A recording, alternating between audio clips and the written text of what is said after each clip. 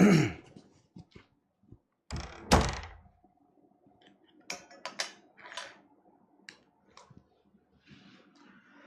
Hello hello, good morning good morning good morning. आप सभी लोगों को एमआर का बहुत बहुत नमस्कार। क्या हाल चाल, क्या हाल चाल। ऑडियो एंड वीडियो क्लियर है तो प्लीज एक बार दिल बना दीजिए ताकि हमें पता चल जाए कि मेरी आवाज आप तक पहुंच रही है। हेलो हेलो हेलो हेलो, क्या हाल चाल। गला थोड़ा खराब है, तबीयत भी 2-3 दिन से खराब है थोड़ी सी, जैसा कि आपको पता ही है। ट्रैवलिंग कर रहा था मैं।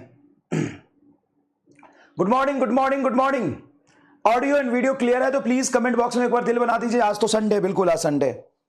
संडे तो कसम खाई थी क्या संडे के दिन क्लास नहीं कर सकते हैं। बिल्कुल आज संडे। चलिए सभी लोग दिल बना दीजिए अगर ऑडियो एंड वीडियो क्लियर है तो। आप सभी लोगों का बहुत बहुत स्वागत है द सुपर एनर्जेटिक यकीन 2.0 बैच में। और आज हम लोग पढ़ने वाले हैं लॉज ऑफ मोशन का लेक्चर नंबर 17। लेक्चर नंबर क्या पढ़ रहे हैं? 17 पढ़ रहे हैं। लेक्चर नंबर 17 पढ़ रहे हैं, ठीक है। आज का हमारा जो गोल है वो क्या है? आज का हमारा गोल है वो है सर्कुलर डायनेमिक्स के कुछ स्पेशल क्वेश्चन, जैसे disc coin problem. Disc coin problem जो लास्ट क्लास में हमने लास्ट में बताया था। उसके बाद death well, death well, death well, death well के बाद bending of cyclist, bending of cyclist, CYCLIST, motion of a car on a curved road, motion of car on a curved road. बहुत बहुत ज्यादा इंपॉर्टेंट है NEET point of view से। इस पे आप देखेंगे तो पिछले 10 साल में कम से कम 5 सवाल आए हैं। 4 से 5 सवाल इस पर आए हैं। 4 से 5 सवाल इस पर आए हैं। चलिए clear clear clear. Please short lecture रखना, बिल्कुल शॉर्ट लेक्चर रखेंगे। इस लेक्चर का जो ड्यूरेशन होगा मैक्सिमम 1 घंटे 20 मिनट होगा। 1 आवर 20 मिनट का लेक्चर होगा। अगर ढंग से पढ़ेंगे तो हम दोनों लोग इस टाइम का यूज कर सकते हैं। अब आते भाई आपका सबसे बड़ा प्रॉब्लम कि सर हमारा रिवीजन नहीं हो रहा, आपने लेक्चर क्यों रखा? तो रिवीजन के लिए मैंने हर चैप्टर का समरी लेक्चर एक्स्ट्रा रिकॉर्ड करके दिया है। हां कि ना बस कमेंट करके बता दीजिए, थम्स अप करके बता दीजिए। क्या मैंने समरी लेक्चर हर चैप्टर का दिया है? हर चैप्टर का दिया है, चैप्टर का दिया है। आप वहां से रिवीजन क्यों नहीं करते? जब जितना चैप्टर हो गया है मोशन इन अ प्लेन तक का मैंने दिया है कि नहीं दिया है? बताइए हाँ या ना में बताइए। हाँ सर। क्लास में बेसिक से एडवांस तक हम लेके चल रहे हैं। हाँ सर। SC वर्मा के प्रॉब्लम, जेई मेन के प्रॉब्लम, जेई मेन के प्रॉब्लम, IIT एडवांस के प्रॉब्लम, ये सारे मैं आपको इन क्लास करा रहा हूं कि नहीं करा रहा हूं? सेलेक्टिव प्रॉब्लम, जे एडवांस के और SCV के और बहुत सारे प्रॉब्लम जब मैं करा रहा हूं तो समय लगेगा कि नहीं लगेगा? नोट्स लिखने के लिए भी आपको मैं समय दे रहा हूं, नोट्स लिखने के लिए भी आपको मैं समय दे रहा हूं। तो सब कुछ होमवर्क मैं नेक्स्ट क्लास में हमेशा कराता हूं। होमवर्क डिस्कशन छोड़ दूंगा, मुझे एक्स्ट्रा क्लास की जरूरत नहीं, मैं छोड़ देता हूं वहां से होमवर्क डिस्कशन। होमवर्क डिस्कशन क्या नहीं कर रहे हैं हम लोग? होमवर्क डिस्कशन क्लास में कर रहे हैं। तो आप बता दीजिए इसमें से क्या मैं छोड़ दूं, फिर टाइम मैनेज हो जाएगा, कोई एक्स्ट्रा लेक्चर नहीं लगेगा, एकदम शॉर्ट ड्यूरेशन में काम चलेगा। ठीक है, बोल दीजिए मैं छोड़ देता हूं। क्या छोड़ दूंगा बता दीजिए प्लीज। क्या मैं होमवर्क जो रोज डिस्कस करता हूं क्लास में आके 15 मिनट वो छोड़ दूं? बोल दीजिए मैं छोड़ देता हूं, कोई दिक्कत, ये हटा देता हूं। और बेसिक्स एडवांस जो है उसमें से अपन ये दोनों हटा देते हैं, IIT एडवांस और जेई मेन हटा देते हैं, SCV भी हटा देते हैं। फिर हो जाएगा, फिर हो जाएगा, आराम से हो जाएगा। फिर मुझे यहां से टाइम आधा ही बच जाएगा, फिर मैं बड़े आराम से हो जाएगा। तो मैं क्या छोड़ दूं बता दीजिए, बता दीजिए। मैं होमवर्क का डिस्कशन छोड़ दूं, जेई मेन छोड़ दूं, IIT एडवांस छोड़ दूं, समरी लेक्चर देना छोड़ देता हूं, वो भी चलेगा। क्या छोड़ दूं? अच्छा अच्छा अच्छा अच्छा, संघर्ष असाइनमेंट का सॉल्यूशन देना छोड़ देता हूं। संघर्ष असाइनमेंट छोड़ देता हूं, उसका सॉल्यूशन नहीं देता हूं, उसका सॉल्यूशन नहीं देता हूं। बता दीजिए क्या छोड़ दूंगा, मैनेज हो जाएगा टाइम। आपको ज्यादा दिक्कत हो रहा है ना, ज्यादा दिक्कत हो रहा है ना? एक ही तरफ की चीजें देख रहे हो ना, एक ही तरफ की चीजें देख रहे हो ना, ये नहीं देख रहे हो कि क्लास में आपको क्या क्या मिल रहा है। सिर्फ एक तरफ की चीजें देख के और जजमेंटल बन रहे हो ना, बनो। मैंने आपका पूरा दिन नहीं लिया है, मैंने आपसे सिर्फ 1.25 घंटा आज मांगे हैं। और बिल्कुल यस, अभी 4 चैप्टर हुए तो आपकी हालत है। अब ऐसी चलेगी क्लास, इतना इतना लेक्चर आपको अगर बेसिक से एडवांस तक जाना है, लेवल अप करना है तो करना पड़ेगा। नहीं मैं छोड़ देता हूं, मैं नहीं कर पाऊंगा बेटा, सॉरी, मैं छोड़ देता हूं। होमवर्क डिस्कशन क्लास में नहीं करूंगा मैं, अब होमवर्क डिस्कशन क्लास में नहीं करूंगा। मेरा 20 से 25 मिनट आ जाता है रोज। हर एक लैंग्वेज वाले सवाल होते हैं, उसको छोटा छोटा डिकोड करके मैं कराता हूं। मैं छोड़ देता हूं, नहीं करा पाऊंगा, मैं नहीं करा पाऊंगा, होमवर्क डिस्कशन नहीं करा पाऊंगा, इसको रहने देता हूं। बता दीजिएगा आप आराम से सोच के कि होमवर्क डिस्कशन छोड़ दूं, संघर्ष असाइनमेंट का सॉल्यूशन छोड़ दूं, संघर्ष असाइनमेंट देना छोड़ दूं, क्या छोड़ दूं बता दे, क्या छोड़ दूं बता दे? कुछ तो करना पड़ेगा ना। ऐसा मत करो, क्लास भी मत लो, तो मैं पढ़ाऊंगा कब? मैं लास्ट ईयर से ज्यादा कंटेंट आपको दे रहा हूं, तो क्या लास्ट ईयर से ज्यादा समय लगेगा कि नहीं लगेगा? मैं लास्ट ईयर से ज्यादा कंटेंट आपको दे रहा हूं, तो लास्ट ईयर से ज्यादा समय लगेगा कि नहीं लगेगा? बताइए, आप सोच के बताइए। मैं टाइम कम करूंगा, चीजें मैनेज हो जाएगी। मैं लास्ट ईयर से ज्यादा कंटेंट दे रहा हूं, तो मुझे ज्यादा समय चाहिए। मैं संघर्ष असाइनमेंट एक्स्ट्रा अपलोड करा रहा हूं कि नहीं करा रहा हूं, उसके सॉल्यूशन दे रहा हूं कि नहीं दे रहा हूं? क्या वो हवा में हो जाती है? हमारी संडे नहीं है क्या? वो एक्स्ट्रा तो ही रिकॉर्ड करता हूं ना, बाकी दिन में क्लास चल रही होती है, उसका सॉल्यूशन एक्स्ट्रा लेके तो रिकॉर्ड करता हूं। कब रिकॉर्ड करता हूं उसको बताना, कब रिकॉर्ड करता हूं उसको एक्स्ट्रा में रिकॉर्ड करता हूं कि क्लास में रिकॉर्ड करता हूं? तो तुमको जितना मिल रहा है उससे तो ज्यादा मैं दे रहा हूं ना।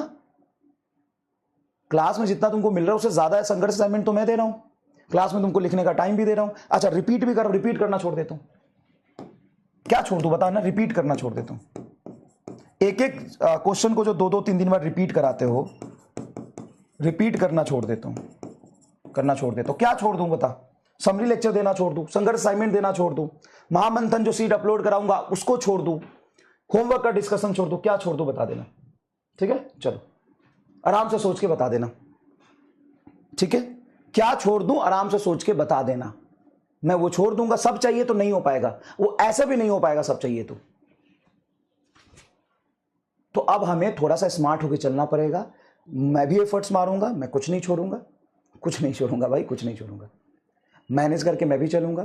थोड़ा सा और ज्यादा नीट रिलेवेंट चीजें मैं कोशिश करूंगा पढ़ाने का, ज्यादा इंफेसाइज करके, और प्रैक्टिस वाली चीजें आपको संघर्ष असाइनमेंट में ज्यादा से ज्यादा दूंगा, ताकि आप प्रैक्टिस करिए खूब सारा। ठीक है, मैं अपनी तरफ से 100% दूंगा, जितना अब तक देता आ रहा हूं, और टाइम भी मैं मैनेज करने की कोशिश करूंगा। ठीक है, मैं तो गुस्से में बोल रहा था। ठीक है, मैं टाइम भी मैनेज करने की कोशिश करूंगा। इतना टाइम नहीं लगेगा, और प्रैक्टिकली बेटा इतना टाइम आप भी नहीं दे सकते। आप अपनी जगह पे सही हो कि सर हम कब करेंगे, हम कब क्वेश्चन प्रैक्टिस करेंगे, हम कैसे मैनेज करेंगे। तुम सही हो, ये प्रॉब्लम होगा। तो मैं इसको अपनी तरफ से थोड़ा सा और कंसाइज करने की कोशिश करूंगा। जो ज़्यादा नीट रिलेवेंट चीज़ें हैं वो ज़्यादा इम्फेसाइज करके पढ़ाऊंगा, उस पर ज़्यादा फोकस करूंगा। थोड़ी बहुत चीज़ें मैं आपको संघर्ष असाइनमेंट में दूंगा। अगर आप मेहनती और समझदार हैं तो वहाँ से ज़रूर करेंगे आप, मुझे भरोसा है। और नहीं करेंगे तो वैसे भी मैं क्लास में कराऊंगा तो भी आप नहीं कर पाएंगे। ठीक है, मैं करूंगा। ठीक है, और आप भी मेहनत से करने की कोशिश करिए। 1-1.25 घंटा का समय आपसे मांगा है, प्लीज शांति से मन लगा के पढ़ लीजिए। ठीक है, आइए चलिए। तो सबसे पहले ये देखिए डिस्क क्वाइन प्रॉब्लम, ये 16 नंबर इलस्ट्रेशन जो मैं आपको समझा रहा था। क्या समझा रहा था? Disc coin problem. अब ये रिपीट क्यों कर रहे हो सर? अब देख भाई, मैं मास्टर हूं, कुछ चीजें मेरे ऊपर भी तो छोड़ दे बेटा यार, कुछ चीजें मेरे ऊपर भी तो छोड़ दे। मैं क्यों रिपीट कर रहा हूं तू पूछ रहा है, ये तो हो गया था, इसमें समय लगेगा। कुछ चीज मेरे ऊपर भी छोड़ दे, भरोसा करके प्लीज। थोड़ा सा ट्रस्ट कर, भरोसा कर, एकदम बेसिक से एडवांस तक लेके जाऊंगा, और रिपीट उसी को करूंगा जो नीट के लिए सबसे ज्यादा इंपॉर्टेंट है, जो एनसीईआरटी में है। उसको मैं 3 बार रिपीट करूंगा, जरूरत पड़ेगी तो चौथी बार भी करूंगा। ये एनसीईआरटी में इलस्ट्रेशन, एनसीईआरटी में इसके 5 सवाल है, और नीट में आज तक इसके 4 सवाल आ चुके हैं, इसलिए रिपीट करूंगा मैं। ठीक है, ला डिस्क क्वाइन प्रॉब्लम देख। मान ले बेटा ये डिस्क है, और यहां पे ओमेगा एंगुलर स्पीड से घूम रहा है। इस पर डिस्क की रेडियस कुछ भी होगी, कैपिटल आर, उससे हमें मतलब नहीं है। इससे स्मॉल आर डिस्टेंस पे एक क्वाइन मैंने यहां पे रखा है। क्या रखा है? क्वाइन रखा है। ये क्या रखा है? क्वाइन रखा है। क्वाइन बोल दे या एम मास का कोई ऑब्जेक्ट बोल दे, ये रखा है। ठीक है, अब जैसे ये ओमेगा से घूमने लग गया, कैसे घूमने लग गया? ओमेगा से घूमने लग गया। तो मुझे बताओ कि मैक्सिमम कितना ओमेगा मैं इसका रखूं, so that coin will not slide away, ताकि क्वाइन बाहर की तरफ स्लाइड ना करे। तो सबसे पहला सवाल, ये बाहर की तरफ स्लाइड करेगा क्यों? जब रामलाल बन के तुम यहां पे बैठ जाओगे, क्या बन के बैठोगे बेटा? रामलाल बन के यहां पे बैठ जाओ। जब रामलाल बन के यहां पे बैठोगे, तो रामलाल के रिस्पेक्ट में इस ऑब्जेक्ट पर, मतलब ये रामलाल यहीं पे बैठा हुआ है, तभी इसी ऑब्जेक्ट के रिस्पेक्ट में स्यूडो फोर्स बाहर लगाएगा। m omega square radius r। बताओ क्या रामलाल के रिस्पेक्ट में एक सेंट्रीफ्यूगल फोर्स बाहर लगेगा? हाँ, इसी की वजह से स्किडिंग की टेंडेंसी आएगी। सभी बच्चे ये बताएं प्लीज मुझे कि बाहर स्लाइडिंग की टेंडेंसी किसके वजह से आ रही है? ये centrifugal force. Centrifugal force ground से लगाया है कि जो कॉइन है इसी पर बैठ के लगाया है सर, इसी पे बैठ के लगाया है, यहीं पे बैठ के लगाया है। ठीक है, नॉर्मल क्या इसको स्लाइड करने से रोक लेगा? नहीं, क्योंकि नॉर्मल इसलिए नहीं कर पाएगा, स्लाइड करने से रोकेगा क्योंकि नॉर्मल रिएक्शन ऊपर लग रहा है और स्लाइडिंग आगे है। स्लाइडिंग कहां है? आगे। स्लाइडिंग कहां है? आगे।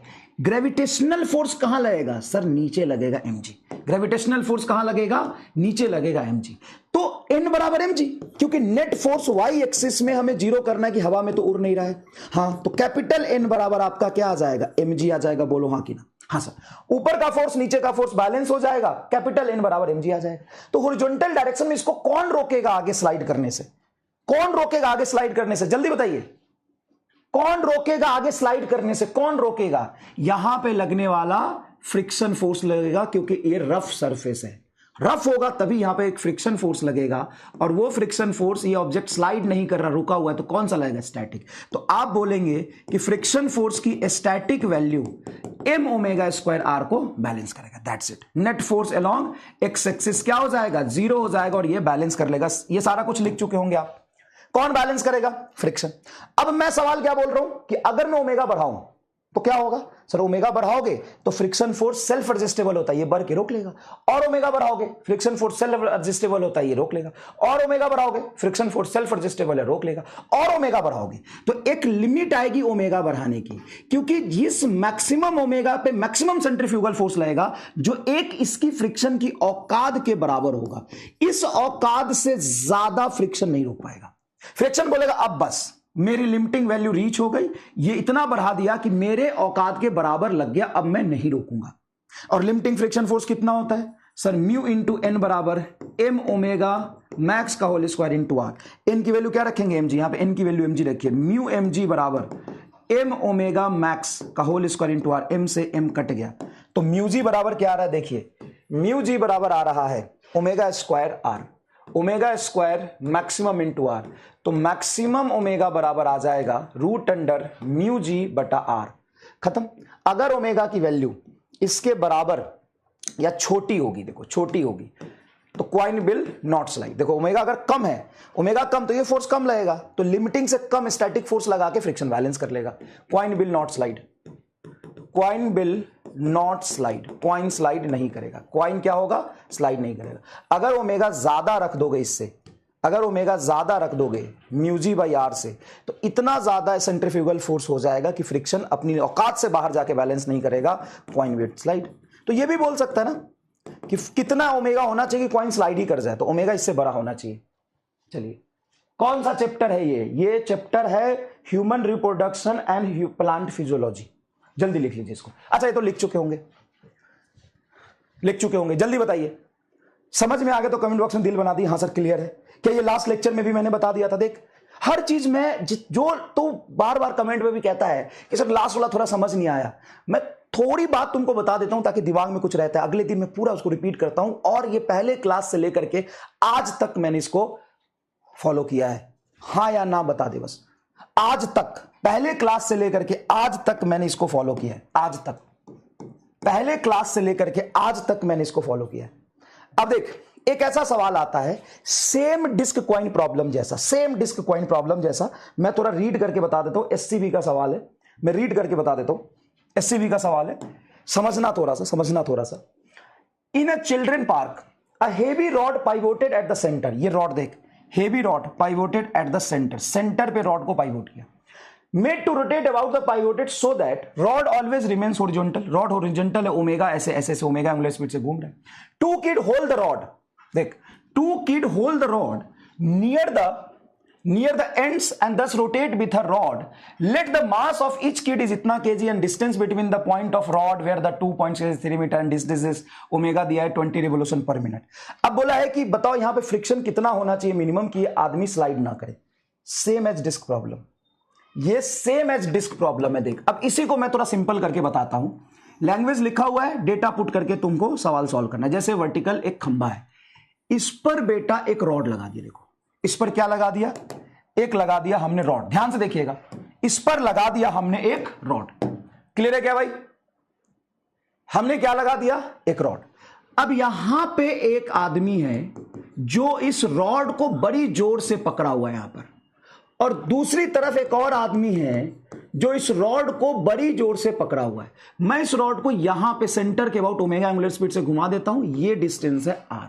अब मुझे बस एक चीज बताओ कि ये तुम्हारा फिक्स्ड है, ऐसे ऐसे घूम रहा है। कभी इस तरह के झूले पर झूले हो?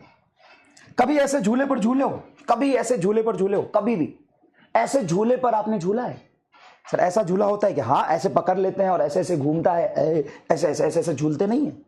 हाँ, तो एक बात बताओ कि इसका जब आदमी घूमेगा तो इसका सेंटर ऑफ रोटेशन कहां है? सेंटर ऑफ रोटेशन कहां है? सेंटर ऑफ रोटेशन सर ये हो गया O। अब इस O के अबाउट ध्यान से देखना, इस पॉइंट O के अबाउट क्या ये ओमेगा से घूम रहा है, तो इस पर आगे की तरफ m omega square r force लगेगा। हाँ, तो इस m ओमेगा स्क्वायर की वजह से ये स्लाइडिंग की टेंडेंसी आएगी आगे की तरफ। बोलो हाँ कि ना? हाँ सर, स्लाइडिंग की टेंडेंसी आएगी।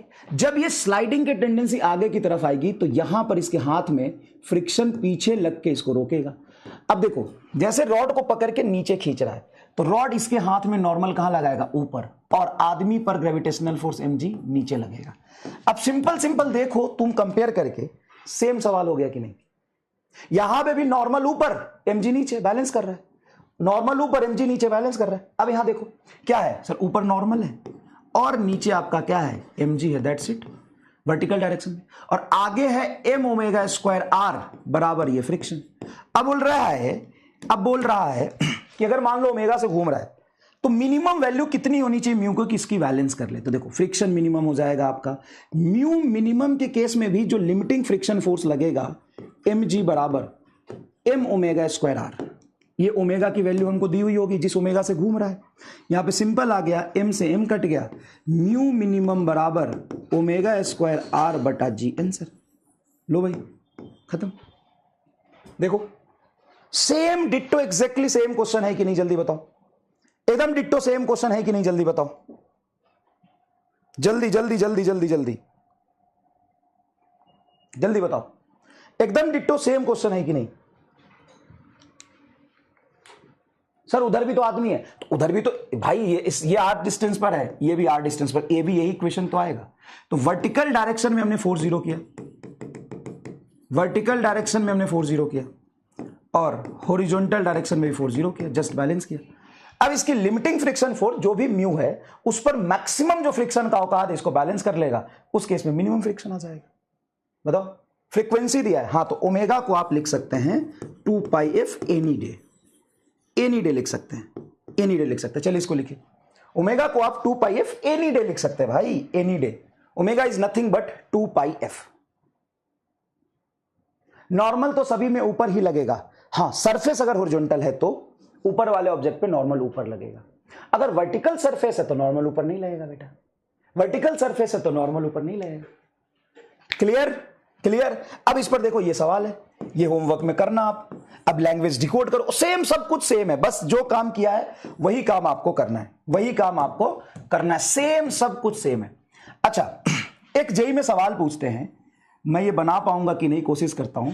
ये तुम्हारा एक थाली है, क्या है? एक थाली है, और थाली के चारों तरफ ये वर्टिकल बाउंड्री है। ऐसे देखो, वर्टिकल बाउंड्री, थोड़ा टेढ़ा करके बनाता हूं। थाली के चारों तरफ देखना, ऐसे वर्टिकल बाउंड्री, ऐसे घूम रहा है, ऐसे ऐसे, ये वर्टिकल बाउंड्री है। मेरी ड्राइंग इतनी अच्छी नहीं है बेटा, ये वर्टिकल बाउंड्री है, ठीक है।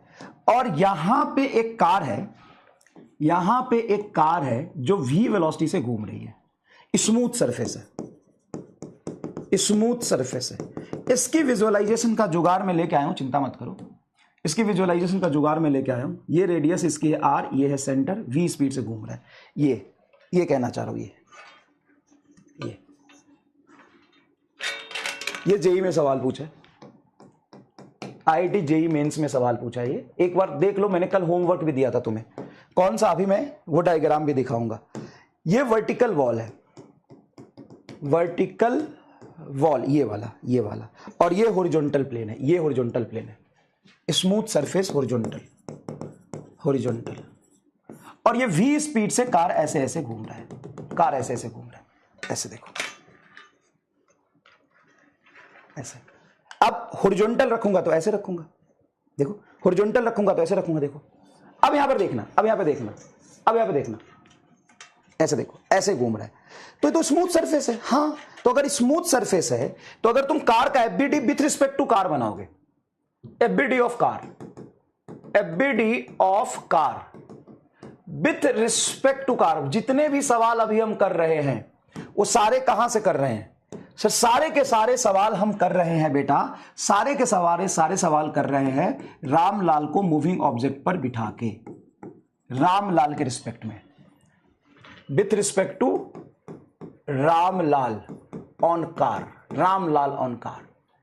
अब इसमें मुझे बताओ mg कहां लगेगा, बोलो mg कहां लगेगा sir? mg vertically downward, mg अगर इस कार को ऐसे तुम बनाओगे तो इस कार पर mg वर्टिकली डाउनवर्ड और ये वर्टिकली अप, यही तो लगेगा, वर्टिकली अप लगेगा। देखो कैसे नहीं लगेगा, देखो ये जो ग्राउंड सरफेस है, हॉरिजॉन्टल सरफेस, नॉर्मल वन बोल दो इसको, तो हॉरिजॉन्टल सरफेस का नॉर्मल क्या ऊपर लगेगा? देखो देखो ऐसे, इसको हॉरिजॉन्टल प्लेन मानो, ऐसे थोड़ा टेढ़ा कर देते, हॉरिजॉन्टल प्लेन मानो, तो हॉरिजॉन्टल प्लेन नॉर्मल ऊपर, mg नीचे, ठीक है सर, mg नीचे।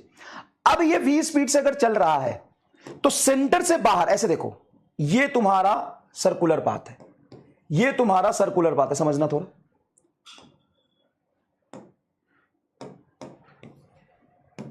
ये तुम्हारा सर्कुलर पाथ है, देखो ऐसे, यहां पे मान लो सेंटर है, ये रेडियस है, तो क्या बाहर की तरफ एक mv²/r फोर्स लगेगा? आउटवर्ड सेंटर, आउटवर्ड सेंटर, क्या बाहर की तरफ एक mv²/r लगेगा? जल्दी बताओ। हाँ, उस mv²/r को कौन बैलेंस करेगा? देखो ना ऐसे चल रहा है, ये चलेगा जब ऐसे ऐसे, तो तुम साफ साफ देखो कि नीचे वाला सरफेस ने नॉर्मल ऊपर लगा, mg नीचे लगा, बैलेंस हो गया। बाहर की तरफ mv²/r आउटवर्ड सेंटर लगेगा, सेंट्रीफ्यूगल फोर्स यहीं पे बैठ के देखेंगे, तो इसको बैलेंस कौन करेगा? इसको बैलेंस कौन करेगा? जल्दी बताओ, इसको बैलेंस कौन करेगा? भाई कार पे बैठ के देख रहे हो तो कार तो तुमको रेस्ट में दिखाई दे रहा है, तो नेट फोर्स तो हमें जीरो करना है। कार पे बैठ के देखोगे तो कार रेस्ट में दिखाई देगा, तो नेट फोर्स हमें जीरो करना है। तो बाहर की तरफ जो mv²/r लगा उसको बैलेंस कौन करेगा? फ्रिक्शन। बेटा सवाल तो पढ़ ले, स्मूथ सरफेस है, अब बता कौन करेगा? फ्रिक्शन। हे प्रभु क्यों पढ़ रहे हो फ्रिक्शन फ्रिक्शन फ्रिक्शन, क्यों पढ़ रहे हो बताना जरा। कभी कभी तुम्हें लगता नहीं है कि तुम पढ़ाई ही क्यों कर रहे हो? कभी कभी नहीं लगता कि तुम पढ़ाई क्यों कर रहे हो? अभी भी फ्रिक्शन बोल रहे हैं। स्मूथ सरफेस लिखा है मैंने। अरे हाँ सर जी, स्मूथ सरफेस लिखा है, तो कौन बैलेंस करेगा? दीवार जो है ये वर्टिकल है, ये दीवार।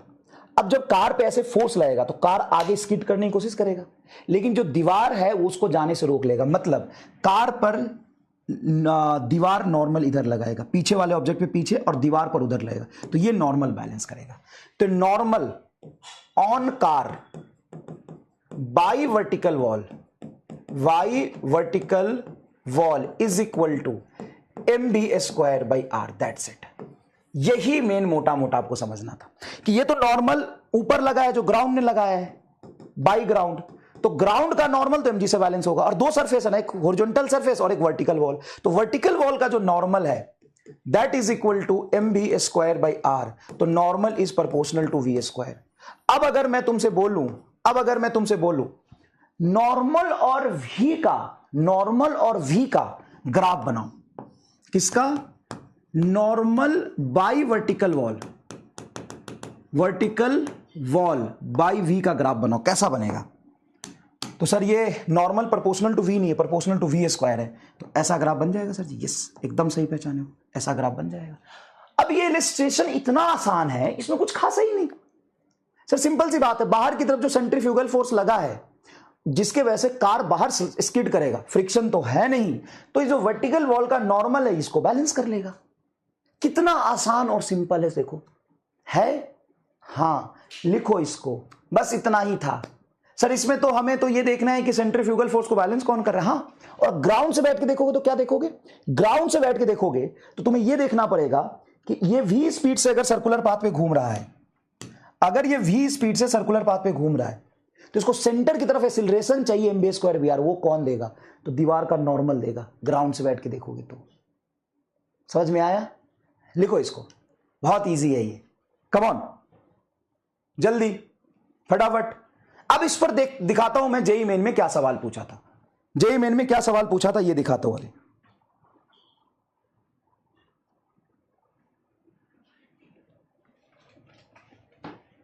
जेईई मेन में क्या सवाल पूछा था दिखाता हूं, अभी दिखाता हूं आपको जेईई मेन में क्या सवाल पूछा था। Done, clear. देखो ये सवाल पूछा था, देखो अब तुम यहां पे लैंग्वेज पढ़ के समझो इसको।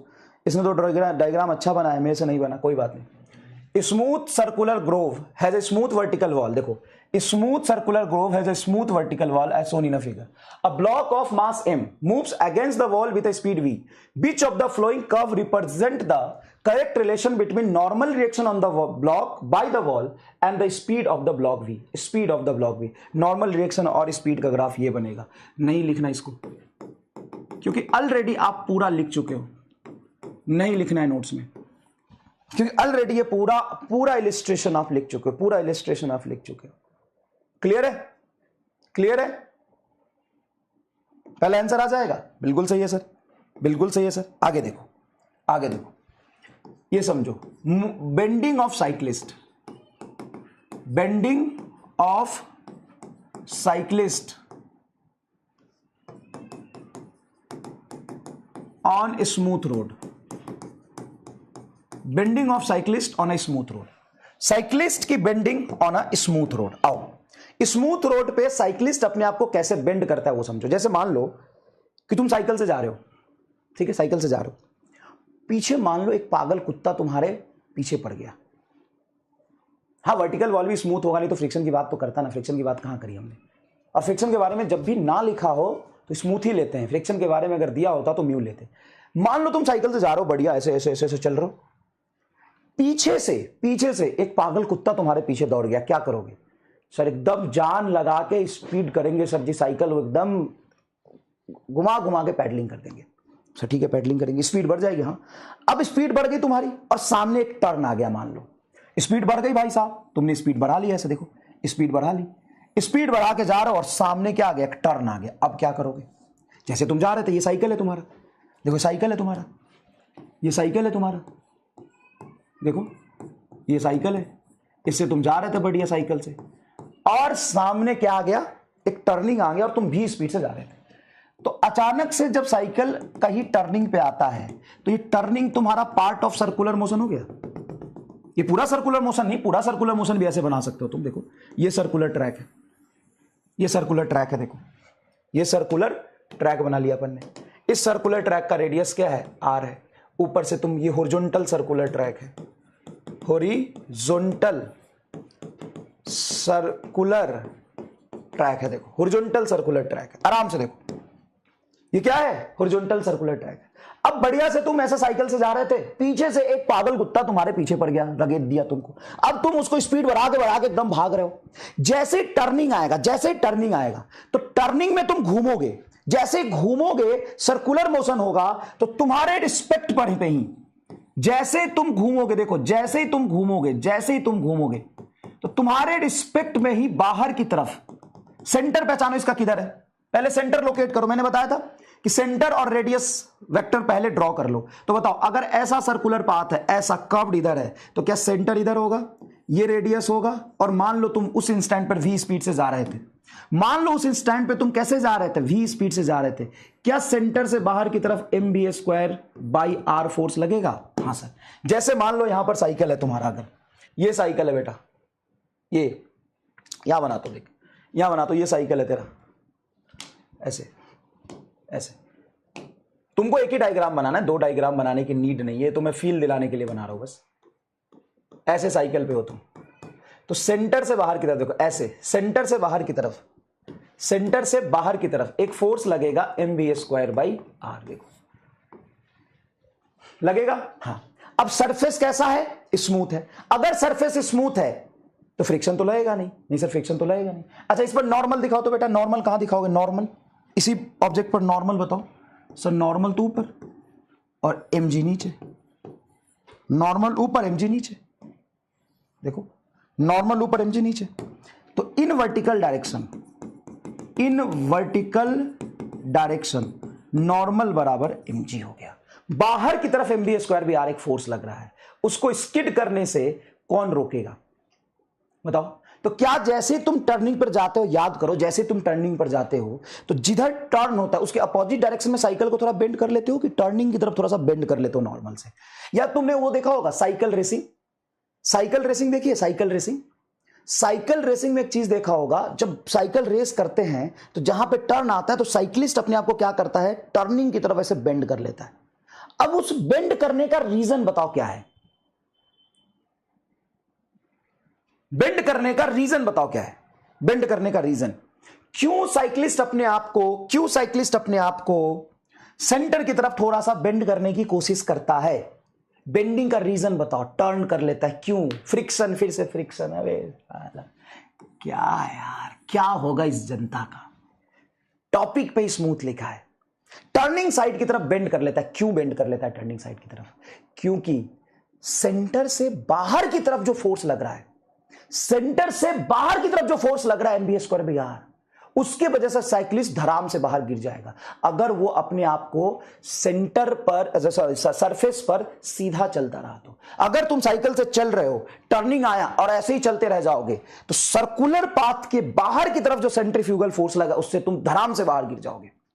तो उस सेंट्रीफ्यूगल फोर्स को बैलेंस करने के लिए ये जो वर्टिकल डायरेक्शन में नॉर्मल एमजी को बैलेंस कर रहा था, उससे हम साइक्लिस्ट को थोड़ा सा बेंड कर लेते हैं। आओ अब साइक्लिस्ट को थोड़ा सा बेंड करते हैं। देखो साइक्लिस्ट को थोड़ा सा बेंड करते हैं, इसको मिटा दो, सबको मिटा दो। अब नया रास्ता देखो, नया पाथ बनाते हैं पूरा। अब देखो ये हॉरिजॉन्टल सर्कुलर पाथ, हाँ सर हॉरिजॉन्टल सर्कुलर पाथ, ये हमने कलर फिल कर लिया, ये भाई साहब उसका रेडियस है। अब जो साइक्लिस्ट भाई साहब हैं, देखिएगा प्लीज, साइक्लिस्ट भाई साहब थोड़ा सा अपने आप को क्या कर लेते हैं, साइक्लिस्ट भाई साहब क्या डायग्राम बनाया वे, देख भाई रे डायग्राम देख, ऐसे बेंड कर लिया, ये नॉर्मल लगेगा वर्टिकल से नीचे। ओ वाओ, तू ऐसा नहीं बना पाएगा भाई जैसा मैंने बना दिया, ले इधर देख। तो जैसे ये ऐसे सीधा चल रहा था, जैसे स्ट्रेट पाथ था, तो जब स्ट्रेट पाथ था तो साइक्लिस्ट सीधा चल रहा था, यहां पे ऐसे सेंटर की तरफ थोड़ा सा क्या हो जाएगा, बेंड हो जाएगा, सेंटर की तरफ थोड़ा सा क्या हो जाएगा, बेंड हो जाएगा। देख इधर, अब यहां पर बड़ी सिंपल सी कहानी है कि नॉर्मल भाई साहब का ऊपर कंपोनेंट एन का ऊपर कंपोनेंट एन कॉस थीटा आएगा जो सीधा एमजी को बैलेंस करेगा, क्योंकि हॉरिजॉन्टल सर्कुलर रोड है, हॉरिजॉन्टल सर्कुलर रोड है। तो हॉरिजॉन्टल सर्कुलर रोड होने की वजह से एमजी तो कहां लगेगा, नीचे, और एन का एक कंपोनेंट ये बैलेंस करेगा और एक कंपोनेंट लगाएगा सेंटर की तरफ एन साइन थीटा, जो सेंटर से बाहर, एग्जैक्टली सेंटर से बाहर M V square by R को बैलेंस करेगा। तो इन वर्टिकल डायरेक्शन बताओ, एन कॉस थीटा बराबर M G. In horizontal direction बोलो, in horizontal direction in plane of circular path, circular path के प्लेन में अंदर की तरफ जो फोर्स लग रहा है वो कितना है, एन साइन थीटा, और बाहर की तरफ जो फोर्स लग रहा है वो कितना है, M V square by R. ये इक्वेशन 1, ये इक्वेशन 2। इक्वेशन 1 को 2 से डिवाइड कर दो, इक्वेशन 1 को 2 से डिवाइड करोगे, ये आ जाएगा एन साइन थीटा बटा N cos theta is equal to M V square by R बटा एम जी। दोनों को डिवाइड कर दो, एन से एन कट गया, tan theta is equal to M से एम कट गया, V square by R G. तो थीटा इज इक्वल टू आ जाएगा tan inverse V square by R G. अगर तुमसे थीटा पूछता है तो ऐसे निकाल सकते हो, अगर तुमसे वी पूछता है कि थीटा एंगल पे बेंड हो गया तो वी कितना होना चाहिए, अगर वी निकालोगे तो आर जी उधर चला जाएगा, ये आएगा R G tan theta. NEET के अकॉर्डिंग आप फॉर्मूला यूज करेंगे। लीजिए भाई, अगर वो वी स्पीड से चल रहा था, तो कितने एंगल पे बेंड करना चाहिए, वो थीटा निकाल दिया। कितने एंगल पे बेंड करना चाहिए, वो थीटा निकाल दिया। लिखो इसको, बहुत इजीली विजुअलाइज हो गया कि नहीं बताओ, बहुत इजीली विजुअलाइज हो गया कि नहीं बताओ, जल्दी लिखिए इसको, कमेंट बॉक्स में आग लगा दीजिए अगर ये बहुत अच्छे से फील आ गया आपको तो, जल्दी फटाफट। जल्दी फटाफट कमेंट बॉक्स में आग लगा दीजिए अगर फील आ गया तो, और इसको लिखिए प्लीज। सर मैं लेट ज्वाइन हुआ हूं बैच में, बेसिक मैथ का बैकलॉग है। तो बेसिक मैथ का बैकलॉग है तो बैकलॉग डिटेल लेक्चर आपको डाल दिया, वहां से देख लीजिए। बेसिक मैथ में जाइए या बैकलॉग डिटेल लेक्चर में जाइए, दोनों जगह में से कहीं मिल जाएगा आपको। Normal while, yes. इसलिए रोड को थोड़ा सा स्लोप बनाते हैं, कहला स्लोप बना देंगे रोड को, कहला स्लोप बनाएंगे रोड को। चलो करो, पहले बताता हूं कहला बनाते हैं। लिखो इसको, लिखिए please. V is equal to RG tan theta. Come on, done. लिखना भी है भाई, लिखना भी है इसको। Bending of cyclist.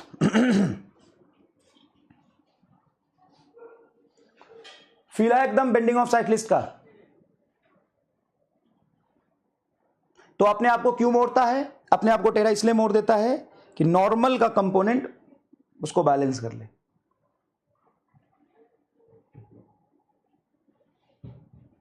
चलिए नेक्स्ट देखिए। Motion of a car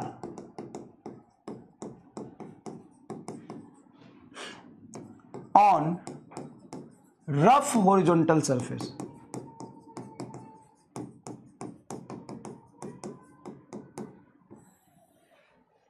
motion of a car on a rough horizontal surface. Motion of a car on a rough horizontal surface. Rough horizontal surface है, कैसा है? रफ हॉरिजॉन्टल सरफेस है।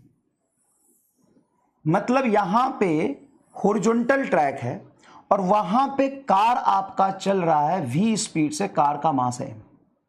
अब same illustration है पहले जैसा, एकदम सेम। ये सेंटर है तो सेंटर से बाहर की तरफ इस पे फोर्स लगेगा mb²/r। सेंटर से बाहर की तरफ फोर्स लगेगा mb²/r। और थोड़ा आसानी से विजुअलाइज करना चाहते हैं तो आप कार को यहां भी बना सकते हैं कि कार भाई साहब ऐसे चल रहा था, देखो ऐसे चल रहा था कार v स्पीड से, ऐसे v स्पीड से कार चल रहा है। यहां पे बना लो, यहां पे देखो ऐसे सर्कुलर पाथ पे v स्पीड से कार चल रहा है ऐसे। ये सर्कुलर पाथ का क्या है? रेडियस है, ये इसका मास है। तो आराम से सोचो, आराम से सोचो, आराम से सोचो कि इस पर लगने वाला नॉर्मल, इस पर लगने वाला नॉर्मल ऊपर की तरफ और mg नीचे की तरफ लगेगा। बोलो हाँ कि ना? हाँ सर, नॉर्मल ऊपर और mg नीचे लगेगा। ठीक है, बाहर की तरफ लगेगा आपका mb²/r। अब इस mb²/r को कौन बैलेंस करेगा? इस mb²/r को कौन बैलेंस करेगा? देखो रफ हॉरिजॉन्टल सरफेस है। अब ये जो कार है, कार अपने आप को तो बेंड कर नहीं सकता। मान लो कार से हम चल रहे हैं, कार से चल रहा है, कार से चल रहा है। अब कार को तो टेढ़ा नहीं कर सकते ऐसे। सोचो, कार को तो हम ऐसे टेढ़ा नहीं कर सकते कि कार को उठा दिया भाई साहब, कार चल रहा है स्मूथ हॉरिजॉन्टल सरफेस पे और टर्निंग पे कार अपने आप को उठा लिया। हाँ, कार तो नहीं उठा सकते अपने आप को। और ये जो सरफेस है वो हॉरिजॉन्टल सरफेस है, ऐसा नहीं कि बैंक्ड रोड है। हमने रोड को बैंक भी नहीं किया है कि रोड को टेढ़ा कर दिया भाई साहब। रोड को भी हमने टेढ़ा नहीं किया है, ये स्मूथ रोड है, सॉरी हॉरिजॉन्टल रोड है। क्या है? हॉरिजॉन्टल रोड है। ये क्या है? हॉरिजॉन्टल रोड है। अगर ये हॉरिजॉन्टल रोड है, अगर ये हॉरिजॉन्टल रोड है, देखो ध्यान से, अगर ये हॉरिजॉन्टल रोड है तो n की वैल्यू ऊपर, mg की वैल्यू नीचे। देखो n की वैल्यू ऊपर, mg की वैल्यू नीचे। क्या है? हाँ सर है। n की वैल्यू ऊपर, mg की वैल्यू नीचे। n की वैल्यू ऊपर, mg की वैल्यू नीचे। तो n बराबर क्या हो जाएगा? mg। पहला इक्वेशन ये। दूसरा, बाहर की तरफ जो स्किडिंग की टेंडेंसी आएगी तो अंदर की तरफ, सेंटर की तरफ स्टैटिक फ्रिक्शन फोर्स लग के इसको रोक लेगा। स्टैटिक फ्रिक्शन फोर्स लग के रोक लेगा अंदर की तरफ। क्यों? और ये जो फोर्स लगेगा कार के टायर पे, वो स्टैटिक लगेगा कि काइनेटिक लगेगा? क्योंकि कार तो चल रही है। तो अंदर की तरफ जो फोर्स लगा वो स्टैटिक लगा कि काइनेटिक लगा? ये भी एक सवाल है कि स्टैटिक लगा कि काइनेटिक लगा। Find maximum safe velocity of car on this rough horizontal surface. Car on this rough horizontal surface.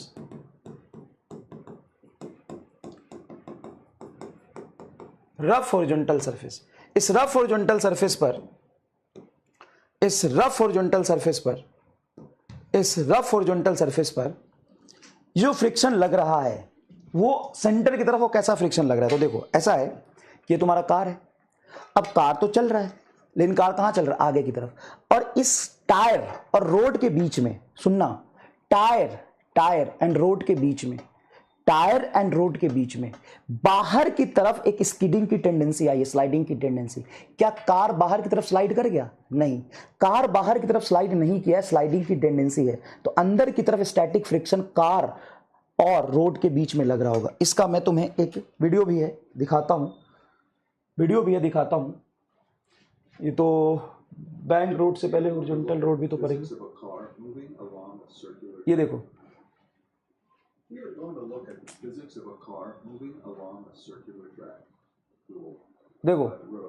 देखो ये कार चल रही है, तो कार तो ऐसे चल रही है, अंदर की तरफ जो फ्रिक्शन लग रहा है इस MBA स्क्वायर BR को बैलेंस करने के लिए, इस MBA स्क्वायर BR को बैलेंस करने के लिए इधर फ्रिक्शन लग रहा होगा। अभी हम इसको बैंक नहीं करेंगे, अभी सीधा समझ रहे हैं अपन। Physics of a car moving along a circular track. We will watch the action and analyze the forces from a vantage point directly of road 01. Objective. सुनना ध्यान से थोड़ा सा। ये देख भाई, ये जो तुम्हें मैं विजुअलाइज कराना चाहता था वो ये है। मैं तुम्हें जो विजुअलाइज कराना चाहता हूं वो ये। आराम से देख, अब आराम से देख, कोई दिक्कत नहीं, आराम से देख। एक बात बता भाई, ये कार की वेलोसिटी इधर है रोड पर, हाँ कार की वेलोसिटी इधर है, ऊपर नॉर्मल हॉरिजॉन्टल सरफेस है तो नॉर्मल कहां लगेगा? ऊपर। mg कहां लगेगा? नीचे। देख भाई, नॉर्मल कहां लग रहा है? ऊपर। mg कहां लग रहा है? नीचे। नॉर्मल कहां लग रहा है? ऊपर। mg कहां लग रहा है? नीचे। और बाहर की तरफ जो सेंट्रीफ्यूगल फोर्स लगेगा, उस बाहर की तरफ जो सेंट्रीफ्यूगल फोर्स है उससे स्किडिंग की टेंडेंसी आएगी। अब स्लाइड तो नहीं किया ना बाहर की तरफ स्लाइड नहीं किया, तो अंदर की तरफ जो फ्रिक्शन लग रहा होगा वो स्लाइडिंग की टेंडेंसी को अपोज करने के लिए स्टैटिक लगेगा। देख, स्लाइडिंग की टेंडेंसी को अपोज करने के लिए स्टैटिक लगेगा। देख अंदर की तरफ, देख स्टैटिक फ्रिक्शन फोर्स, और स्टैटिक फ्रिक्शन फोर्स की वैल्यू देख, मैक्सिमम जो होगी म्यू mg होगी। देख स्टैटिक फ्रिक्शन फोर्स रोड को देख, अरे वाह यार, देख ना भाई, ये इधर चल रहा है, सर्कुलर पाथ है, तो बाहर की तरफ जो सेंट्रीफ्यूगल फोर्स लगेगा MBA स्क्वायर BR, उस MBA स्क्वायर BR की वजह से अगर ये स्लाइड कर जाता तो काइनेटिक लगता। क्या स्लाइड कर रहा है? क्या स्लाइड कर रहा है? क्या बाहर की तरफ स्लाइड किया? क्या नहीं किया। तो बाहर की तरफ स्लाइडिंग की टेंडेंसी को अपोज कर रहा है ये स्टैटिक फ्रिक्शन फोर्स। स्लाइडिंग की टेंडेंसी को क्या कर रहा है? अपोज कर रहा है। देखो, और पूरा भाई साहब ने सॉल्व भी कर लिया यहां पे। देखो तो बताओ, स्टैटिक फ्रिक्शन की काइनेटिक फ्रिक्शन, जल्दी बताओ, स्टैटिक फ्रिक्शन की काइनेटिक फ्रिक्शन, जल्दी, कम ऑन। स्टैटिक फ्रिक्शन या काइनेटिक फ्रिक्शन, जल्दी बोलो। स्टैटिक की काइनेटिक, जल्दी, कम ऑन। स्टैटिक की काइनेटिक। देखो ना भाई, ये ऐसे चल रहा है बाहर की तरफ। अच्छा, मैं बाहर की तरफ जब भी सेंट्रीफ्यूगल फोर्स बोलता हूं तो मैं FBD किसके रिस्पेक्ट में बनाता हूं? FBD मैं किसके रिस्पेक्ट में बनाता हूं? FBD मैं किसके रिस्पेक्ट में बनाता हूं? मैं FBD बनाता हूं इसी कार के रिस्पेक्ट में। तो कार के रिस्पेक्ट में बाहर की तरफ सेंट्रीफ्यूगल फोर्स लगेगा, उसको कौन बैलेंस करेगा? फ्रिक्शन बैलेंस कर रहा होगा।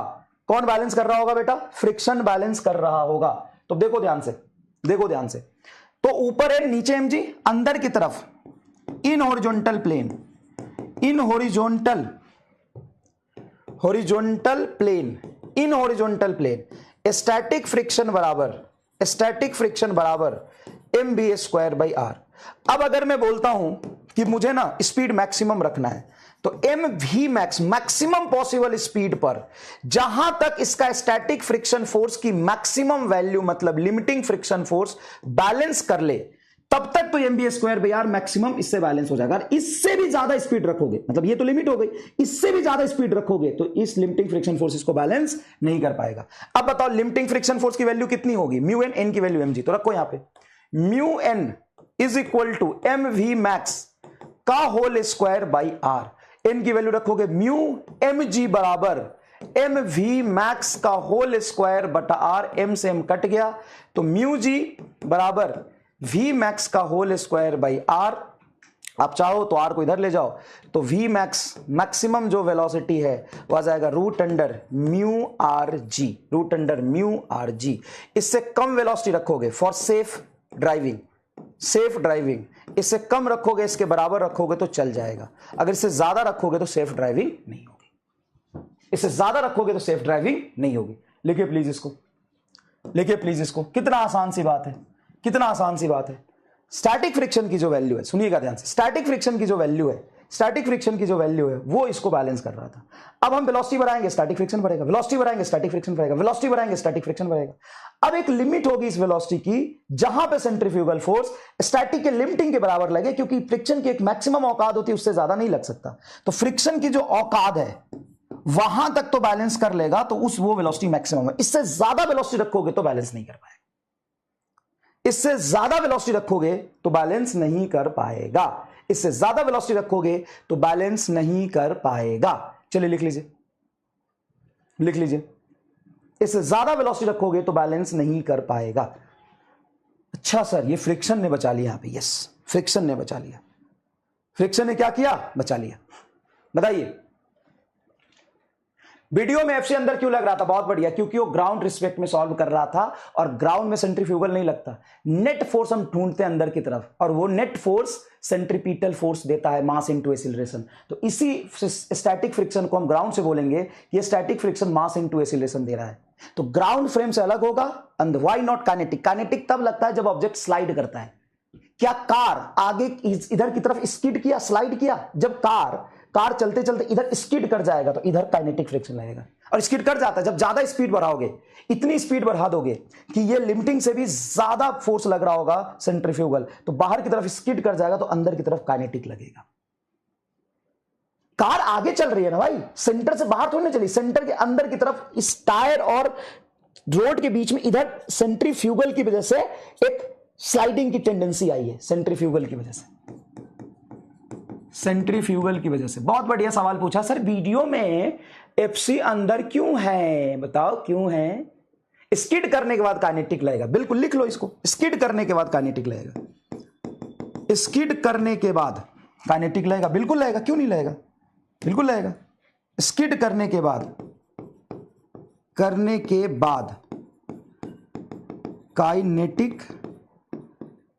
लगेगा,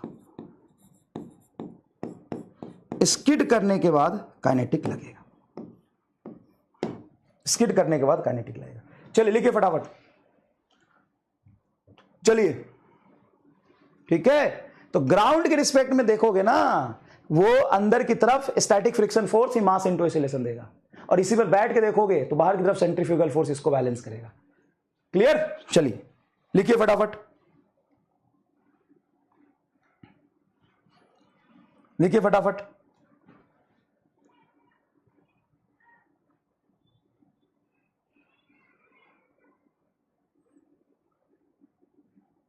क्लियर? समझ आया चीजें?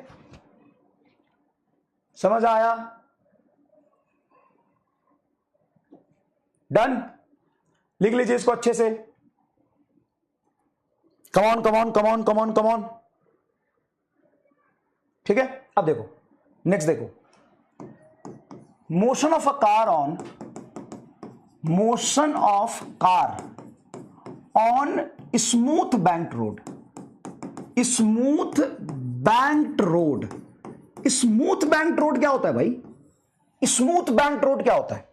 मतलब साइक्लिस्ट तो खुद को अपने आप को टेढ़ा कर ले रहा था, साइक्लिस्ट तो खुद को अपने आप को टेढ़ा कर ले रहा था, है ना। अगर स्मूथ सरफेस है तो नॉर्मल ऊपर की तरफ जो लगेगा वही बैलेंस करेगा। स्मूथ सरफेस है तो अगर फ्रिक्शन हुआ तो कहानी अलग होगी, फ्रिक्शन भी बचाएगा फिर, ठीक है, फ्रिक्शन भी बचाएगा फिर। अब यहां पर देखो, अब यहां पे देखो ध्यान से और अच्छे सुनना। यहां पे जो सरफेस है वो स्मूथ है,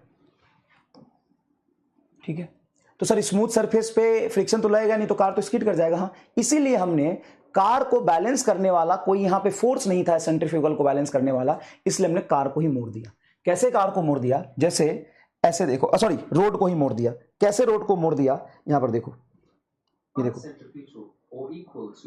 ये सेंट्रीपिटल फोर्स लगा था। अब देखो कार को ही रोक दिया। अब ज्यादा स्पीड बढ़ाओगे, ले यहां पे स्किड कर जाएगा, देखना, देख देख स्किड कर गया, देख तो यहां पे काइनेटिक फ्रिक्शन लगेगा, देख। ओ वाओ, कितना अच्छा लिखा है, देख तो, देख यहां पे कितना अच्छा लिखा है, वी से जा रहा है। अगर वी स्पीड बढ़ाएगा, देखो अगर स्पीड देखो बढ़ाने की कोशिश कर रहा है, स्पीड जैसे एक लिमिट से बढ़ा, देखो अभी बढ़ा रहा है, देखना बढ़ा रहा है और बढ़ गया, म्यू आरजी से ज्यादा देखो स्किड कर गया। और जब बाहर स्किड किया तो सेंट्रीफ्यूगल की वजह से स्किड किया था, और उस सेंट्रीफ्यूगल की वजह से जब स्किड किया तो अंदर में काइनेटिक फ्रिक्शन लगेगा। ठीक है, अब चलो हम क्या करते हैं कि बाहर की तरफ स्किडिंग करने की टेंडेंसी ज्यादा रहती है और फ्रिक्शन पे हम इतना भरोसा नहीं कर सकते। सुनो ध्यान से, हमने स्मूथ रफ हॉरिजॉन्टल सरफेस पढ़ा था जहां पे उसको बचाने का काम कौन कर रहा था, फ्रिक्शन। देखो हमने क्या पढ़ा था, देखो क्या पढ़ा था, smooth rough horizontal surface. Rough horizontal surface में कोएफिशिएंट ऑफ फ्रिक्शन म्यू था, तो इसको बाहर स्लाइड करने से कौन रोक रहा था, फ्रिक्शन। सेफ वेलोसिटी कितनी थी, म्यू आरजी से कम या उसके बराबर। देखो म्यू आरजी से कम या उसके बराबर, म्यू आरजी से कम या उसके बराबर, तो बचा कौन रहा था, फ्रिक्शन। लेकिन हम फ्रिक्शन पे भरोसा नहीं कर सकते हमेशा। क्यों, मान लो बारिश हो गई तो, स्लिपरी रोड हो गया तो, अरे दादा फिर सर फ्रिक्शन पे भरोसा नहीं कर सकते। इसीलिए हम जब हाईवे पर जाते हैं और हाईवे पे जहां पे टर्न होता है वहां पे रोड को हम थोड़ा टेढ़ा कर देते हैं। तो सर शहर में क्यों नहीं करते, अबे भाई शहर में कैसा लगेगा, तुम कहीं से जा रहे हो रोड ऐसे उठा हुआ है, शहर में रोड को हम टेढ़ा नहीं कर सकते, बैंक्ड नहीं कर सकते, अजीब सा लगेगा। इसलिए हम शहर में तो अच्छा, शहर में हमें इतनी ज्यादा स्पीड से चलने की जरूरत भी नहीं होती है। लेकिन जब आप हाईवे पर जाते हो तो हाईवे पे ऑटोमेटिकली स्पीड हम बहुत रखते हैं। अब स्पीड बहुत रख रहे हैं और रोड भी कैसा आपका स्लिपरी है और स्पीड भी बहुत रख रहे हैं, तो फ्रिक्शन पे भरोसा नहीं कर सकते अकेला। तो हम क्या करते हैं कि जो रोड है उस रोड के आउटर एज को थोड़ा सा ऊपर उठा देते हैं। देखना, ओए भाई साहब देख, ऐसे उठा देते हैं। अब ऐसे उठाने से क्या फर्क पड़ेगा, पहला फर्क बताओ, ऐसे कोई उठाने से क्या पड़ेगा, पहला फर्क इसके उठाने से क्या पड़ेगा, सब लोग बताएंगे कमेंट में। पहला फर्क, अगर रोड को मैंने ऐसा उठा दिया, बाहर से थोड़ा सा उठा दिया, तो क्या फर्क पड़ेगा, जल्दी बताओ, पहला फर्क क्या पड़ेगा। हमने बैंड किया है और फ्रिक्शन को बोला कि तू भाई भाग जा, तेरे से कोई मतलब नहीं, स्मूथ सरफेस ले लिया, हमने रोड को टेढ़ा कर लिया बस। जैसे ही रोड को पहले सीधा किया था और अब टेढ़ा किया, उसमें क्या फर्क होगा, जल्दी बताएंगे सभी बच्चे, जी बताएंगे। ये सीधा रोड है, नॉर्मल ऊपर, एमजी नीचे। अब देखो चल रहा है, हम क्या करते हैं, आउटर एज को थोड़ा सा उठा देते हैं, ले उठा दिया, ले, क्या फर्क पड़ेगा, एकदम सही, नॉर्मल की डायरेक्शन चेंज। क्योंकि हम साइकिल की तरह कार को तो खुद से ऐसे तो उठा नहीं सकते, पिछल का एक साइड वाला चक्का उठा दिया और टेढ़ा कर लिया, हम खुद से नहीं उठा सकते कार को रोड पर चलते चलते ऐसे तो नहीं उठा सकते, तो हमने क्या किया, रोड ही टेढ़ा कर दिया, लो भाई रोड ही टेढ़ा कर दिया, लो। अब रोड जब टेढ़ा किया तो यहां पे एक चीज सबसे इंपॉर्टेंट है कि रोड टेढ़ा करते सही नॉर्मल इस डायरेक्शन में आ जाएगा, देखो नॉर्मल इस डायरेक्शन में। अब बताओ, इसका सर्कुलर पाथ का, रोड टेढ़ा किया तो सर्कुलर पाथ का रेडियस ऐसा बनेगा हॉरिजॉन्टल प्लेन में कि अलोंग द इंक्लाइंड प्लेन में सर्कुलर मोशन करेगा। क्या along the inclined plane circular motion कर रहा है कि इस तरह से सर्कुलर मोशन करेगा, जल्दी बताओ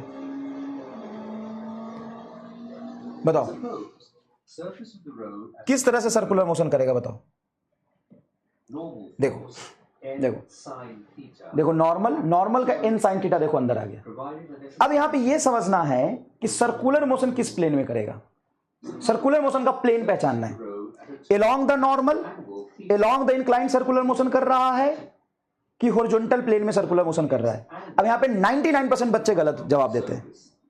ये देखो एंगल ऑफ इंक्लिनेशन हो गया रोड का थीटा, और ये नॉर्मल हो गया परपेंडिकुलर टू इंक्लाइंड, इसका एक कंपोनेंट आ जाएगा इधर, कोई दिक्कत नहीं है, चलिए देखते हैं।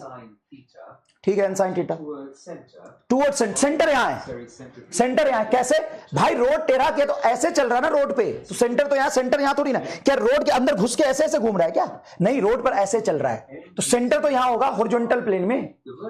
Along inclined is very much wrong answer, एकदम गधा वाला जवाब दिया तुम सबने, एकदम गधा वाला जवाब दिया तुम सबने। क्या होगा, अलोंग इंक्लाइंड इज 200% गलत, जीरो विजुअलाइजेशन के साथ तुम पढ़ रहे हो। अलोंग इंक्लाइंड प्लेन बोलने वाले जीरो विजुअलाइजेशन के साथ पढ़ रहे हैं, मतलब अपना दिमाग गोबर में छोड़ के आए हैं। देखो बताता हूं, ये रोड है, हाँ सर ये रोड है, ये कार है, हाँ चल रही है कार।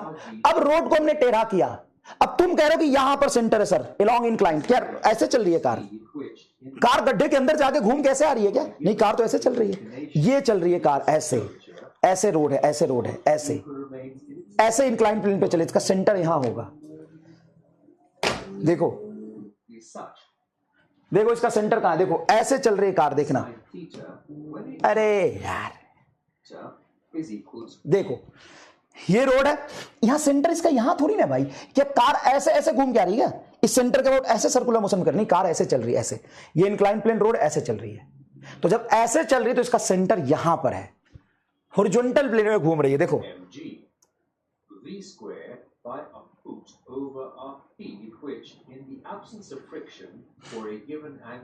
along horizontal plane, दिखा दे भाई, देख देख देख, तो भाई ऐसे देखो ना, बाहर की तरफ से उठाया है तो ऐसे चल रहा है ना। मैं बताता हूं आपको थोड़ा सा, एक बात बताओ, तुमने बोला ये हॉरिजॉन्टल रोड है, ये हॉरिजॉन्टल रोड है, ऐसा हॉरिजॉन्टल रोड है, यहां पे कार चल रही है, तो कार वी वेलोसिटी से सीधा चल रही है, इधर नॉर्मल इधर mg, यहां पे कोई दिक्कत नहीं सर, यहां पे कोई दिक्कत नहीं, यहां पे कोई दिक्कत, ये तुम्हारा हॉरिजॉन्टल रोड है, ये क्या हॉरिजॉन्टल रोड है। अब सुनना, अब यहां पे क्या हुआ, रोड को ऐसे उठा दिया, ऐसे रोड को उठा दिया, ये जो एक्स एक्सिस है थीटा एंगल पे आउटर एज उठ गया, ऐसे रोड उठ गया ऐसे, अब रोड ऐसे उठ गया तो कार ऐसे चल रहा है ऐसे, तो कार जो ऐसे चल रहा है वो उसका सर्कुलर मोशन ऐसा होगा, यहां पे होगा उसका सेंटर, इंक्लाइन प्लेन के लॉन्ग यहां नहीं होगा सेंटर, ये हॉरिजॉन्टल प्लेन में होगा इसका सेंटर, ऐसे देखो, ऐसे कार चल रही है इस इंक्लाइन प्लेन पे, ये ऊपर ऊपर उठ गया और ये नीचे ऐसे, एंगल ऑफ इंक्लिनेशन ये, तो ऐसे चल रहा है ना बेटा वी वेलोसिटी से, इसका ऐसा होगा सेंटर, यहां पे आएगा सेंटर, ऐसे बोल सकते हो, या ऐसे चल रहा है यहां पे होगा सेंटर, इस सेंटर के अबाउट घूमेगा, ऐसे घूमेगा ऐसे, ये तुम्हारा सेंटर है, ऐसा सेंटर है, देखो ऐसा सेंटर है। अब यहां पर देखो बेटा, मैं तुम्हें इंक्लाइन प्लेन बना के दिखाता हूं, देखो ये रोड का आउटर एज है, आउटर एज और ये इनर एज, ये हमने उठा दिया एच हाइट ऊपर, और ये तुम्हारा रोड है जिस पर ये कार ऐसे चल रही है, कार ऐसे चल के आ रही है, मतलब कार ऐसे, सरफेस ऐसा है रोड का सरफेस ऐसा, कार ऐसे चल रही है, ऐसे चल रही है ना कार, ये टूटा हुआ एंड इधर है। अब इसका जो सर्कुलर पाथ होगा वो कार ऐस तरीके से रोड पर चलती हुई जाएगी, ये सर्कुलर पाथ का सेंटर होगा, ये सर्कुलर पाथ का सेंटर होगा। अब बताओ समझ में आया, अब बताओ समझ में, ऐसे चेक करेगी ना कार, ऐसे ऐसे चलेगी, ऐसे ऐसे ऐसे ऐसे चलेगी कार, क्लियर है क्या? हाँ सर। अब अगर मैं देखूं तो सेंटर यहां है, अरे यहां थोड़ी ना सेंटर, कार ऐसे थोड़ी ना आ रही है, कार तो इस इंक्लाइन प्लेन पे ऐसे चल रही है ना, पूरा 3D डायग्राम बना के आपको दिखाया, तो ये आपका हो जाएगा radius of the circular path, ये ऐसा रेडियस ऑफ द सर्कुलर, ये ऐसे चल रही होगी कार, देखो ऐसे, देखो ऐसे, ये तुम्हारा क्या हो जाएगा, सेंटर, ये तुम्हारा सेंटर, और ये है तुम्हारा रेडियस ऑफ सर्कुलर पाथ। अब इंक्लाइन प्लेन पर छोटा सा m मास बना दो बस कार का, और साइड से देखो ऐसे, यहां से देखो, रोड के इस एज से देखो, यहां पे बस कार का मास बना दो स्मॉल m, और ये हो गया तुम्हारा centre of the circular path. अब बताओ कार पे ही बैठ के इसका एफबीडी बनाओ, चलो कार पे बैठ के ही इसका एफबीडी बनाओ, चलिए भाई साहब कार पे बैठ के इसका एफबीडी बनाओ, चलो ऐसा नीट में आएगा क्या? बिल्कुल नीट में से 3-4 बार पूछे जा चुके सवाल। कार पे बैठ के एफबीडी बनाओ, तो कार पे बैठोगे तो इस तरफ ये सेंटर है, ये इसका रेडियस आर है, तो इस तरफ mb स्क्वायर भी आर लगेगा, और बिल्कुल लगना भी चाहिए था।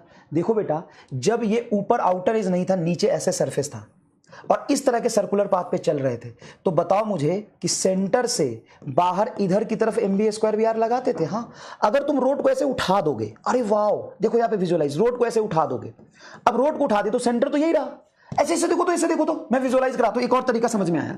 ये हॉरिजॉन्टल रोड है बेटा, और यहां पे कार बढ़िया से ऐसे चल रहा था, ये कार बढ़िया से ऐसे चल रहा था, ये कार ऐसे चल रहा था, ये कार ऐसे चल रहा था, ये कार ऐसे चल रहा था, ये हॉरिजॉन्टल रोड है। अब क्या किया, रोड को ऐसे थोड़ा सा उठा दिया, आउटर एज उठा दिया, आउटर एज उठा दोगे तो कार तो ऐसे ही चलेगा, सेंटर तो यही होगा। अब देखो सेंटर से आउटर एज को जब तुमने उठाया तो सेंट्रीपिटल फोर्स, तो सेंट्रीफ्यूगल फोर्स तो बाहर ही लगेगा ना इस कार पे। अभी तो देखो यहां पे सेंट्रीफ्यूगल फोर्स देखो बाहर लग रहा है, सेंट्रीफ्यूगल फोर्स बाहर लग रहा है, FBD of car with respect to Ramlal. और रामलाल भाई साहब कहां पर है? यहीं पर बैठे हैं रामलाल, रामलाल यहीं पे बैठे। अब बताओ mg नीचे, normal reaction perpendicular to the car, perpendicular to the car. अगर ये थीटा एंगल है तो ये वर्टिकल से थीटा एंगल होगा, बताओ हाँ कि ना? हाँ सर, वर्टिकल थीटा एंगल होगा। अब खत्म हो गया, एकदम साइक्लिस्ट टाइप केस बन गया। इनका वर्टिकल कंपोनेंट और इनका हॉरिजॉन्टल, देखो इनका हॉरिजॉन्टल कंपोनेंट, देखो ये n है, इनका वर्टिकल कंपोनेंट हॉरिजॉन्टल है। तो बताओ इस तरफ कंपोनेंट क्या आएगा? n sin theta. यही इनका कंपोनेंट n sin थीटा, बाहर की तरफ लगने वाले mb स्क्वायर आर को बैलेंस किया। अब जहां पे साइक्लिस्ट खुद बेंड हो रहा था, यहां पे कार 3D फिगर है, मोटा लंबा चौड़ा है, बेंड नहीं हो सकता, तो रोड को बेंड कर दिया, दैट्स इट। कंडीशन सेम आ रहा है, n sin theta mb square R को बैलेंस कर रहा है, ऊपर n cos थीटा mg को बैलेंस कर रहा है, n cos थीटा mg को बैलेंस कर रहा है। इसको कर दो डिवाइड, इसको कर दो डिवाइड, n से n कैंसिल, साइन बटा कॉस हो जाएगा, tan theta is equal to m से m कट गया, v square by R G. तो v is equal to root under R G tan theta. Same है साइक्लिस्ट वाला case आया था, सेम है साइक्लिस्ट वाला केस आया था। बोलो बोलो बताओ, क्लियर है क्या? क्लियर है क्या? थोड़ा सा विजुअलाइज कराया मैंने, डायग्राम भी दिखाया, वीडियो दिखाया, उससे विजुअलाइज कराया। सेंटर कई बच्चे यहां मानते हैं, अबे कार ऐसे थोड़ी ना चल रही है, कार तो इस रोड पर ऐसे चल रही है ना बे। चलिए लिखे, कम ऑन।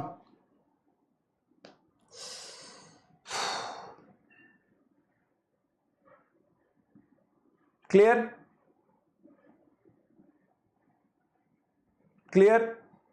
हाँ सर, फ्रिक्शन यहां पे नहीं लिया है, कार को ही थीटा एंगल पे बेंड, रोड को ही थीटा एंगल पे बेंड कर दिया, रोड को ही थीटा एंगल पे क्या कर दिया? बेंड कर दिया।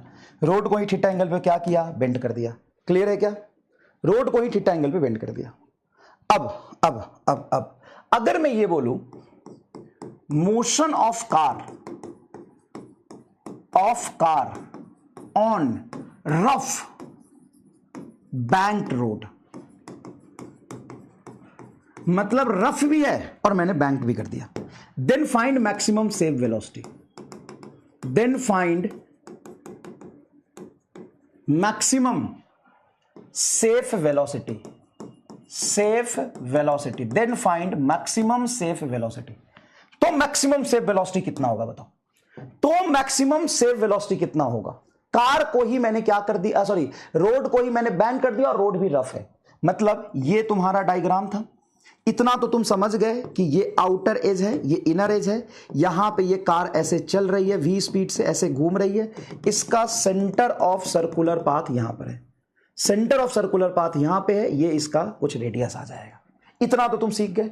हाँ, अब यहां पे सिंपल सी बात है, जो पहले वाला फोर्स था वो एज इट इज सारे लगा लो। पहले कितने फोर्स लग रहे थे वो एज इट इज सारे लगा लो, पहले जितने फोर्स लग रहे थे वो एज इट इज सारे लगा लो। पहले क्या mg नीचे लग रहा था? हाँ। नॉर्मल परपेंडिकुलर लग रहा था? हाँ। नॉर्मल, ये थीटा एंगल है तो वर्टिकल से ये थीटा हो जाएगा, तो n cos थीटा ऊपर था और n sin थीटा सेंटर की तरफ अंदर था। क्या इतना फोर्स लग रहा था पहले से? हाँ। अब जब तुम और स्पीड बढ़ाओगे तो नॉर्मल का कंपोनेंट ये एक और है mb स्क्वायर बी आर, बाहर की तरफ mv स्क्वायर बाई आर। अब तुम्हारा n का वैल्यू n cos थीटा इसको बैलेंस कर रहा था, सॉरी n का कंपोनेंट n sin थीटा इसको बैलेंस कर रहा था, पहले का ही डायग्राम। हाँ। अब अगर मैं स्पीड और बढ़ाऊं और ज्यादा स्पीड बढ़ाऊं, तो एक कंपोनेंट जो mb स्क्वायर बी आर का अलोंग द इंक्लाइंड आएगा, कॉस आएगा कि साइन आएगा? Along the inclined. अगर ये एंगल थीटा है, ध्यान से सुनना, अगर ये एंगल थीटा है तो क्या ये भी एंगल थीटा होगा? हाँ। अगर ये एंगल थीटा हॉरिजॉन्टल से इंक्लाइंड, तो हॉरिजॉन्टल से इंक्लाइंड थीटा होगा, इसका कंपोनेंट ऊपर की तरफ आएगा mb square by R cos theta. क्या mb square by R cos theta से ये स्किड करेगा? अच्छा, इसमें हॉरिजॉन्टल सरफेस पर बाहर स्किड कौन कराता है? Sir mb square by R. लेकिन रोड को मैंने टर्न कर दिया तो बाहर mb square by R skid कराएगा कि mb square by R cos theta skid कराएगा? क्योंकि रोड पे स्किड करने की टेंडेंसी, अगर हॉरिजॉन्टल सरफेस है, हॉरिजॉन्टल सरफेस है तो बाहर की तरफ mb square by R skid कराएगा। लेकिन अगर मैं टेढ़ा कर दिया तो स्किडिंग तो सरफेस के लॉन्ग होती है, लेकिन सेंट्रीफ्यूगल फोर्स तो इधर लग रहा है, तो सेंट्रीफ्यूगल फोर्स रोड के अलोंग स्किड कराएगा कि सेंट्रीफ्यूगल फोर्स का कंपोनेंट स्किड कराएगा।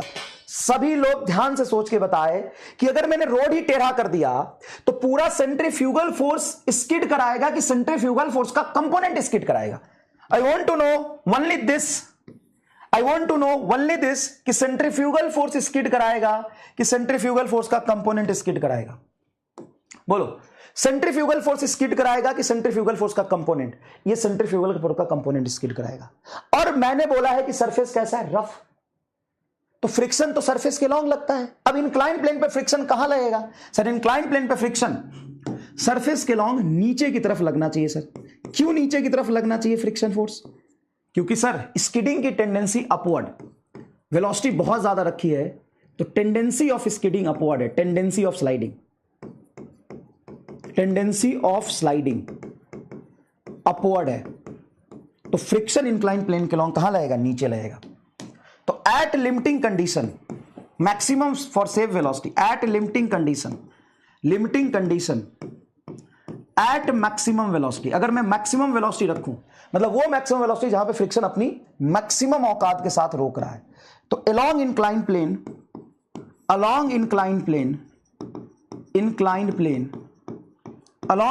प्लेन मैं नेट फोर्स बैलेंस करूंगा। तो इंक्लाइन प्लेन के अलोंग नीचे की तरफ एक फोर्स आएगा mg sin थीटा, बिना कहे सुने। अगर mg इधर है तो इधर आएगा mg sin थीटा। बोलो हाँ कि ना? हाँ sir, mg sin theta plus friction की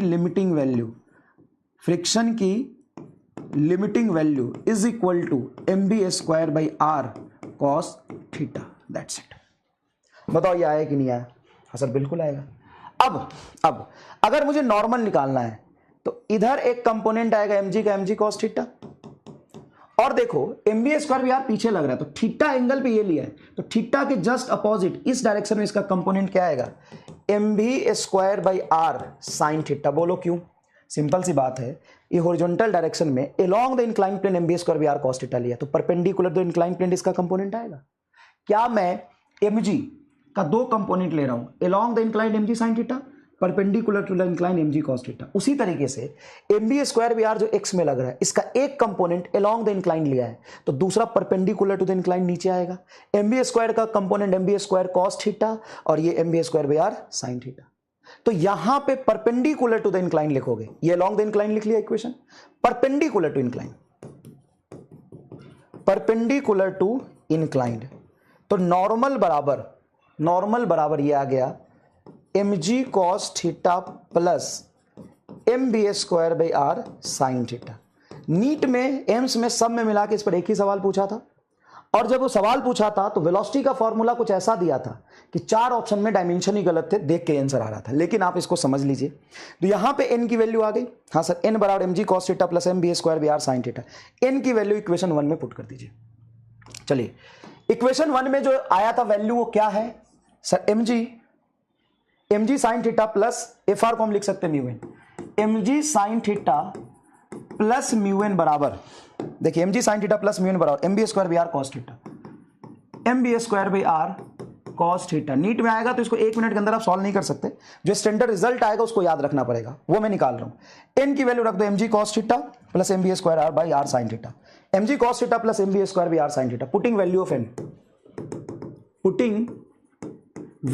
ऑफ n, यहां पे n की वैल्यू रखो, तो ये आ गया mg sin theta plus mu, बताओ क्या है ये? mg cos थीटा, तो म्यू को अंदर ले जाओगे म्यू इंटू एन, तो mu mg cos theta plus n की value mg cos theta plus mu mb² by r sin theta is equal to mb² by r cos theta. ये n की value put करिए मैंने, n बराबर mg cos theta plus mb² by r sin theta. देखो n बराबर mg cos theta plus mb² by r sin theta, ये तो put करोगे ना भाई, ये यहां पे पुट करा ना यहां पर, और फिर म्यू से मल्टीप्लाई कर दे, ये बना। अब मुझे v की वैल्यू चाहिए तो v को एक तरफ ले जाओ, तो देखो यहां से mb² by r cos theta पहले से था, mb² by r cos theta पहले से था, इसको उधर ले जाओगे तो minus mb² by r common निकाल लो अगर, तो ये बनेगा म्यू sin थीटा।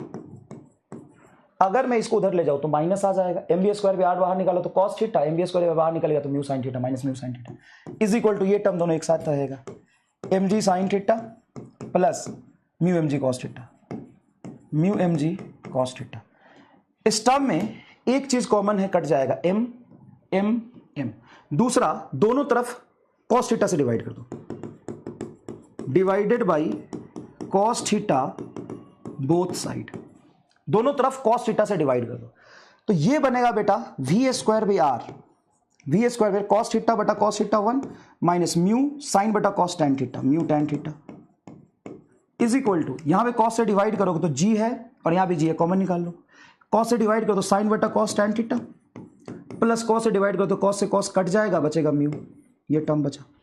अब वी स्क्वायर रहने दो, आर को उधर ले जाओ, पहले वी स्क्वायर रहने दो, आर को उधर ले जाओ, तो ये हो जाएगा are G mu plus tan theta, सही है। हाँ, 1 माइनस म्यू टैन थीटा, ये नीचे लिख दो, ये 1 माइनस म्यू टैन थीटा को नीचे ले आओ, 1 माइनस म्यू टैन थीटा, ये आ गया तेरा वी स्क्वायर। तो v इज इक्वल टू क्या आ जाएगा, रूट अंडर, देखो रूट अंडर, ये स्क्वायर है तो ये आके उधर रूट बन जाएगा, root under R G mu plus tan theta divided by 1 minus mu tan theta. ये आया तुम्हारा मैक्सिमम सेव वेलोसिटी, क्योंकि इससे ज्यादा रखोगे तो स्किड कर जाएगा, इससे ज्यादा रखोगे तो ऊपर की तरफ स्किड कर जाएगा। अब इसको डायमेंशनली चेक करो, इसको डायमेंशनली चेक करो, पहले डायमेंशन चेक करो। तो डायमेंशन चेक करोगे तो v मैक्सिमम जो आएगा, इधर वेलोसिटी तो इधर वेलोसिटी होना चाहिए, हाँ, r का डायमेंशन l, g का डायमेंशन हो जाएगा l t minus 2, mu dimensionless, tan theta dimensionless, ये डायमेंशनलेस, ये डायमेंशनलेस, सब खत्म। तो ये आ जाएगा root under L square T minus 2, root से बाहर जाएगा एल टी माइनस 1, मतलब वेलोसिटी मैच कर गया। बताओ, वेलोसिटी मैच कर गया। ये भी छोड़ो, एक जोरदार चीज बताता हूं, ये पूरा केस में सरफेस रफ भी था और बैंक्ड भी था, सरफेस रफ भी था, बैंक्ड भी था। अगर मैं इसी केस में ये बोलूं कि मेरा जो रफनेस है ना वो नहीं है, सिर्फ बैंक्ड रोड है, रफ नहीं है, म्यू जीरो है, अगर मैं इसी में म्यू जीरो रखूं, मतलब बैंक्ड है, if mu is equal to zero, मतलब मैं ये समझना चाहता हूं कि अगर म्यू जीरो है मतलब बैंक्ड स्मूथ रोड, ये क्या बनेगा, हाँ सर बैंक्ड स्मूथ रोड है मतलब फ्रिक्शन नहीं है, तो रोड की बैंकिंग उसको बचाएगी, v बराबर root under R G tan theta, answer आना चाहिए था। अब म्यू जीरो रखो तो इसमें, अगर मैं यहां पे म्यू जीरो रखूं, स्मूथ सरफेस मानू, तो जीरो प्लस टैन थीटा, ऊपर बचेगा टैन थीटा, ये म्यू को मैं जीरो रखूंगा तो टैन इंटू जीरो मल्टीप्लाई होकर बनेगा जीरो, नीचे 1, ऊपर बनेगा जीरो प्लस टैन थीटा मतलब टैन थीटा, मतलब आरजी टैन थीटा। देखो आरजी टैन थीटा जो मेरा पहला ही केस है, प्रूफ हो चुका है, देखो ये पहले ही मैं प्रूफ कर चुका हूं, आरजी टैन थीटा। देखो स्मूथ बैंक रोड, देखो स्मूथ बैंक रोड, स्मूथ मतलब म्यू जीरो और बैंकिंग है, म्यू जीरो और बैंकिंग है। अब इस केस में मैं म्यू जीरो रखूं तो ये टर्म पूरा जीरो और ये जीरो, तो यहां बचेगा 1, यहां बचेगा tan theta, tan theta by 1 R G, R G tan theta, देखो आंसर आ गया, आरजी टैन थीटा, देखो आंसर आ गया, बताओ आंसर आ गया। सेम विजुअलाइज हुआ कि नहीं। अब इससे अगली चीज देखना, इससे अगली चीज देखना, इफ थीटा बराबर जीरो, मतलब मैं मान रहा हूं कि इंक्लाइंड है ही नहीं, बैंक्ड है ही नहीं, थीटा जीरो है, तो थीटा अगर जीरो है तो हॉरिजॉन्टल रफ रोड हो गया, थीटा जीरो है मतलब बैंक नहीं, हॉरिजॉन्टल हो गया, हॉरिजॉन्टल रफ रोड हो गया। अगर ये हॉरिजॉन्टल रफ रोड हो गया, अगर ये हॉरिजॉन्टल रफ रोड हो गया, क्या हो गया बेटा, हॉरिजॉन्टल रफ रोड हो गया, तो सर इसमें तो म्यू आरजी आएगा आंसर, सर फ्रिक्शन बचाएगा म्यू आरजी। अब देखो थीटा को जीरो रखो, टैन जीरो जीरो और ये जीरो हो गया, म्यू आरजी, देखो म्यू आरजी बच गया। और अगर तुम बोलते हो कि भाई साहब थीटा भी जीरो और म्यू भी जीरो, तो वेलोसिटी जीरो आएगा रे, कौन बचाएगा उसको। अब देखो मैं तुम्हें 3 तरीके से विजुअलाइज किया, पहले मैं तुम्हें डायमेंशनली वेरीफाई कराया, और डायमेंशनली वेरीफाई कराना इसलिए भी जरूरी है, डायमेंशनली वेरीफाई कराना इसलिए भी जरूरी है क्योंकि नीट में सवाल पूछा हुआ है जिसमें 4 ऑप्शन थे। पहला ऑप्शन मैक्सिमम सेव वेलोसिटी का रूट अंडर आर बटा जी, वही म्यू प्लस टैन थीटा बटा 1 minus tan theta into mu. दूसरा ऑप्शन था root under R square G, फिर ये term as it is, V maximum root under G by R, G by R, फिर यही common था, v बराबर root under R G mu plus tan theta बटा 1 minus mu tan theta. मतलब जब ये सवाल आएगा तो पूरा ड्राइव करोगे कि फॉर्मूला याद रखोगे, सर ना तो फॉर्मूला याद रखेंगे ना तो ड्राइव करेंगे। ये जब सवाल आया था AIPMT नीट 2015, AIPMT 2015 में, तो कैसे आंसर दिया था, देखो आर बाई जी, ये तो dimensionless, R by G velocity बनेगा ही नहीं, आर स्क्वायर जी वेलोसिटी बनेगा ही नहीं, जी बाई आर वेलोसिटी बनेगा ही नहीं, ये वेलोसिटी बन गया। सवाल है ये, प्ले विथ फिजिक्स में भी मैंने कराया था। अब यहां पे ये तो मैक्सिमम सेफ वेलोसिटी आ गई, मिनिमम भी आती है क्या? हाँ, मिनिमम बहुत धीरे धीरे चलोगे। सर बहुत धीरे चलने में क्या दिक्कत है? बहुत धीरे चलने में ये दिक्कत है कि अगर जरूरत से ज्यादा धीरे चले तो भाई अगर तुम इंजन बंद ही कर दोगे तो रोड टेढ़ा कर दिया ना, स्लाइड कर जाएगा। मान लो तुम गाड़ी चला ही नहीं रहे हो, सुनो गाड़ी चला ही नहीं रहे हो, ये हॉरिजॉन्टल सरफेस था, हाँ इसको बैंक किया। अब मान लो तुम गाड़ी चला ही नहीं रहे हो, गाड़ी तुम्हें रुक गई तो क्या होगा? क्या देखा तूने? गाड़ी चलाई नहीं रहो, रुक गई तो क्या होगा? सर अगर ऐसे ऐसे ऐसे चलोगे, चलो गाड़ी चलाई नहीं रहो तो रुक जाए, स्लाइड कर जाएगा। तो भाई थोड़ी वेलोसिटी रखनी चाहिए। जैसे बहुत तेज चला रहे हो तो स्लीडिंग की टेंडेंसी कहां है? बाहर की तरफ। बहुत तेज चलोगे तो बाहर जाएगा। अब रोड तूने टेढ़ा कर लिया, बोला गाड़ी में चलावे नहीं करूंगा। अबे रोड टेढ़ा क्यों किया था? फास्ट चलाने के लिए। अब तुम बोल लो मैं गाड़ी चलाऊंगा ही नहीं, तो क्या होगा? गाड़ी चलाऊंगा ही नहीं तो क्या होगा? बताओ बताओ बताओ। गाड़ी चलाऊंगा ही नहीं तो क्या होगा? नीचे स्लिप कर जाएगा। तो हम अगली क्लास में देखेंगे, ठीक है? वो हम अगली क्लास में देखेंगे। एक ये सवाल एससी वर्मा का सर का है, एससी वर्मा बुक का है। ये सवाल एक बार पढ़ना लैंग्वेज के बाद, ये सवाल बिल्कुल तुमको आसान बनेगा। 1 सेकेंड में पूरा आंसर आ जाएगा। सर कैसे? सुनना, ये पूरा लैंग्वेज पढ़ना। पता है क्या कह रहा है कि सर एक पुल्ली ब्लॉक सिस्टम है, उस पुल्ली ब्लॉक सिस्टम को जो हम वर्टिकली रखते थे ना, उसको टेबल पे रख दिया और उसको इस आर रेडियस के सर्कुलर पाथ पे ओमेगा से घुमा रहे हैं। तो बताओ कि इसी टेबल के रिस्पेक्ट में जो घूम रहा है, इसका कितना एक्सीलरेशन होगा इधर की तरफ, इसका कितना एक्सीलरेशन होगा इधर की तरफ। मतलब हॉरिजॉन्टल सरफेस पे रखा है तो ऊपर नॉर्मल और नीचे एमजी, वो तो बैलेंस हो जाएगा। इस पुल्ली ब्लॉक में एमजी का रोल नहीं होगा। पता है किसका रोल होगा? यहां पे बैठ के अगर तुम देखोगे तो इधर एक इस पर सेंट्रीफ्यूगल फोर्स लगेगा, रेडियस आर है, ये लेंथ को नेग्लिजिबल माना, रेडियस आर है, तो होगा एम, इसका मास है 2m, तो 2m ओमेगा स्क्वायर आर, और इधर होगा m ओमेगा स्क्वायर आर, इधर होगा t, इधर होगा t।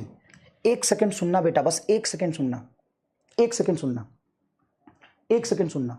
बाहर की तरफ जो फोर्स लग रहा है तुम्हारा, अच्छा डेथ वेल रह गया ना, डेथ वेल करा दूंगा, डेथ वेल करा दूंगा। ये बाहर की तरफ जो फोर्स लगे, ये तुम्हारा एमजी जैसा नहीं है कि ये इसको स्लाइडिंग की टेंडेंसी देख रहा है। ये है चलाने वाला फोर्स, ये है तुम्हारा चलाने वाला फोर्स, ये इसको सीडो फोर्स से खींच रहा है, ये मोशन को अपोज कर रहा है। मान लो इधर ए से चला और ए से रुका, तो चलाने वाला फोर्स हो जाएगा एक्सेलरेशन बराबर, ये चलाने वाला फोर्स हो जाएगा 2m omega square are minus रोकने वाला फोर्स हो जाएगा m ओमेगा स्क्वायर आर बटा m, ये मास है 2m और ये m है लिखा हुआ है यहाँ पे, तो 2m प्लस m 3m, तो 2m ओमेगा स्क्वायर आर m ओमेगा स्क्वायर आर, ये हो जाएगा m ओमेगा स्क्वायर आर बटा 3m, ये कट गया, एक्सेलरेशन आया ओमेगा स्क्वायर आर बाई 3। ये तुमको मैंने सॉल्व नहीं कराया है, तुम पूरा पढ़ना और तू देखना एक लाइन में तेरा ये आंसर आ रहा होगा। सर्कुलर डायनामिक्स का बहुत खूबसूरत एग्जांपल है। अब देखो कितना लेंथी लैंग्वेज है, कैसा सवाल है। पुल्ली ब्लॉक को वर्टिकल ना रख के हॉरिजॉन्टल रख दिया, ऐसे ऐसे ऐसे ऐसे ऐसे। ये हॉरिजॉन्टल ऐसे घूम रहा है, अब ऐसे घूम रहा है हॉरिजॉन्टल, तो बाहर की तरफ पहले जो एमजी एक्सेलरेशन देता था ना वर्टिकल के केस में, हॉरिजॉन्टल केस में ये एक्सेलरेशन देगा। टेंशन इंटरनल फोर्स की तरह कैंसिल, ये नेट फोर्स बटा नेट मास, सीधा आंसर आ गया। सोचो, तू करना, तू पढ़ना और तुम्हारे 1 सेकंड में आंसर आ जाएगा, देखना। ये तू खुद करना, तू खुद करना, ठीक है। डेथ वेल हम लोग कल करेंगे, डेथ वेल रह गया, कोई दिक्कत नहीं है। डेथ वेल मतलब ये होता है कि एक वर्टिकल सिलेंडर होता है भाई, और ये वर्टिकल सिलेंडर पर यहां पे किसी आदमी को हम चिपका देते हैं एम मास का। अब इसको मैं कितना ओमेगा से घुमाऊं या कितना मिनिमम ओमेगा रखूं ताकि ये आदमी नीचे स्लाइड ना करे, जहां पे सरफेस और मैन के बीच में कोफिशिएंट ऑफ फ्रिक्शन म्यू है और ये रेडियस आर है। भाई 1 सेकंड में तुम्हारा आंसर आ जाएगा, बस रामलाल को यहां बिठा देना। ये तुम्हारा होमवर्क है, करने की कोशिश करना। रामलाल को यहां बिठा दोगे तो इधर की तरफ फोर्स लगेगा m ओमेगा स्क्वायर आर, अंदर की तरफ लगेगा नॉर्मल, नीचे की तरफ लगेगा mg, ऊपर की तरफ लगेगा फ्रिक्शन। नेक्स्ट क्लास में करेंगे, अभी बस बता रहा हूं कि ऐसा हम नेक्स्ट क्लास में करेंगे, ऐसा नेक्स्ट क्लास में करेंगे, ठीक है भाई, ठीक है। तो अब तुम्हारा सिर्फ 2-3 चीजें रह गए, एक तो होमवर्क, दूसरा डेथ वेल का प्रॉब्लम, एक कोनिकल पेंडुलम, ठीक है, इतना रह गया बस, ठीक है। ये हम नेक्स्ट क्लास में आराम से करेंगे, कोई जल्दीबाजी नहीं है, कोई भागा दौड़ी नहीं है। जितना पढ़ाया, वीडियो दिखाया, डेरिवेशन किया। अगर मुझे जल्दीबाजी होती तो ये डेरिवेशन नहीं करता, मैं तुम्हें डायरेक्टली आंसर लिख देता। ये पूरा डेरिवेशन नहीं करता, डेरिवेशन तुम्हारे काम का भी नहीं है, क्योंकि मैंने आंसर को डायमेंशनली, लॉजिकली, फिजिकली सब तरीके से विजुअलाइज आपको करा दिया, ठीक है, सब तरीके से विजुअलाइज करा दिया। तो लास्ट लेक्चर में जो होमवर्क था, इस लेक्चर में जो होमवर्क कर लीजिएगा। डेथ वेल हम कल करेंगे, कोनिकल पेंडुलम भी कल करेंगे। Thank you so much, bye bye.